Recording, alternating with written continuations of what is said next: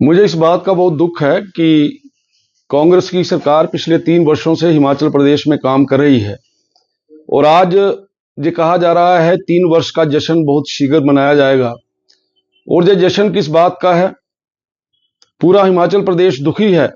हम किसी भी वर्ग की बात करें, कोई भी वर्ग सुखी नहीं है।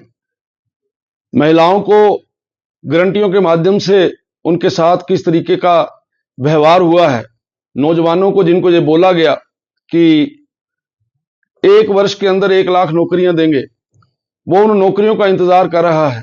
बागवान किसान दुखी है। कोई भी वर्ग ऐसा नहीं है जो खुश हो। कर्मचारी हर रोज आवाज उठाते हैं कि उनके हक नहीं मिल रहे, पेंशनर्स को पेंशन नहीं मिल रही, तो जश्न किस बात का है? इन्हें तो 3 वर्षों का मातम मनाना चाहिए कि इनके 3 वर्षों के कार्यकाल के अंदर कोई भी वर्ग जो है वो सुखी नहीं है।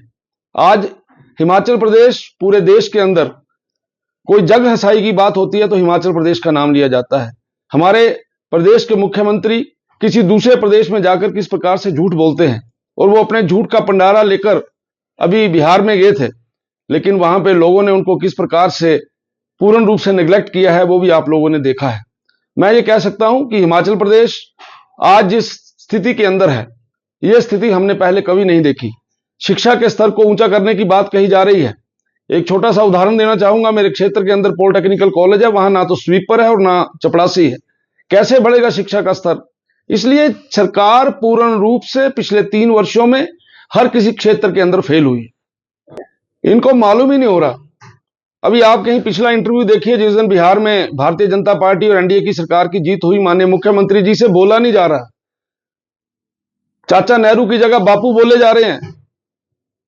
और उनका इंटरव्यू सुन के ऐसा लग रहा है कि उनको इतना बड़ा सदमा लगा है कि बिहार के अंदर जो भारतीय जनता पार्टी और एनडीए की सरकार बनी है। और मैं तो ये कहता हूं, जहां पे इतना बड़ा नुकसान हुआ है, बड़ी आपदा आई है, वहां आप जश्न मनाने जा रहे हैं। और जिस समय हिमाचल प्रदेश के अंदर पंचायती राज की बात आती है तो अब आप बोलते हैं कि हिमाचल प्रदेश की हालत ठीक नहीं है, हिमाचल प्रदेश आपदा से गुजर रहा है। और आज अभी आप देख रहे हैं किस प्रकार से मेलों के आयोजन हो रहे हैं, किस प्रकार से बड़े बड़े उत्सव मनाए जा रहे हैं। और मंडी के लोगों में जाकर ये जो जश्न मनाने की बात है, ये मंडी के लोगों के जख्मों के ऊपर नमक लगाने वाली बात है। इसलिए जो जो कुछ भी ये सरकार कर रही है वो तर्कसंगत नहीं है। यू टर्न होता है इस सरकार का हर विषय के ऊपर। टॉयलेट टैक्स लगा दिया जाता है, उसको वापस किया जाता है। और भी बहुत से ऐसे डिसीजन हैं। किस किस डिसीजन की हम लोग बात करें, कोई भी जो फैसला है कहीं ऐसा नहीं लगता कि सरकार का और ऑफिसर्स का आपस में समन्वय है।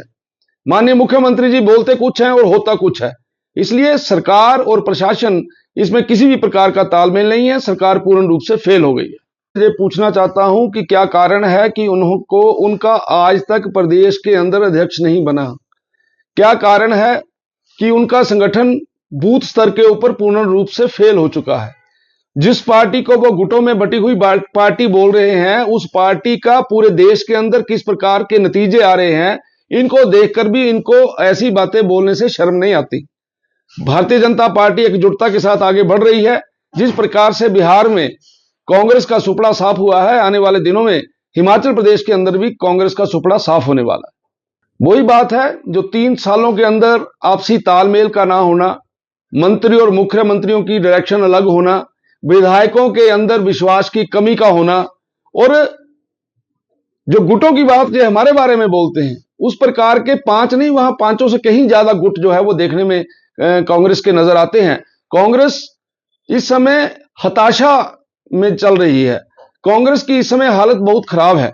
इसलिए कांग्रेस को संगठन के बारे में तो कोई पता ही नहीं लग रहा कि वो संगठन बनाएंगे तो कैसे बनाएंगे। इसलिए मुझे ऐसा लगता है कांग्रेस को अपनी नीतियों और अपने कार्यक्रमों के बारे में दोबारा से सोचना चाहिए, किस प्रकार से वो अपने आप को सर्वाइव कर सकते हैं, किस प्रकार से वो आगे बढ़ सकते हैं। आज तो हिमाचल प्रदेश भ्रष्टाचार का अड्डा बना हुआ है। आज कांगड़ा कोऑपरेटिव बैंक की बात करें तो कांगड़ा कोऑपरेटिव बैंक के अंदर किस प्रकार से घोटाले हो रहे हैं। कांगड़ा कोऑपरेटिव बैंक किस प्रकार से चुनाव के दिनों के अंदर महिलाओं के खाते में, जो महिला मंडल है उनके खाते में पैसे डाल रहा है। हर जगह के ऊपर घोटाले हैं। आज कोई भी बात जो है वो ठीक नहीं हो रही। धारा 118 के साथ छेड़छाड़ होने जा रही है। अपने बड़े बड़े आकाओं को, नेताओं को खुश करने के लिए 118 को छेड़ा जा रहा है। इंडस्ट्री यहां से जा रही है। बिजली की दर आज इतनी हो गई है जितनी पूरे हिंदुस्तान के अंदर नहीं है। इसलिए हिमाचल प्रदेश के अंदर कोई भी वर्ग खुश नहीं है।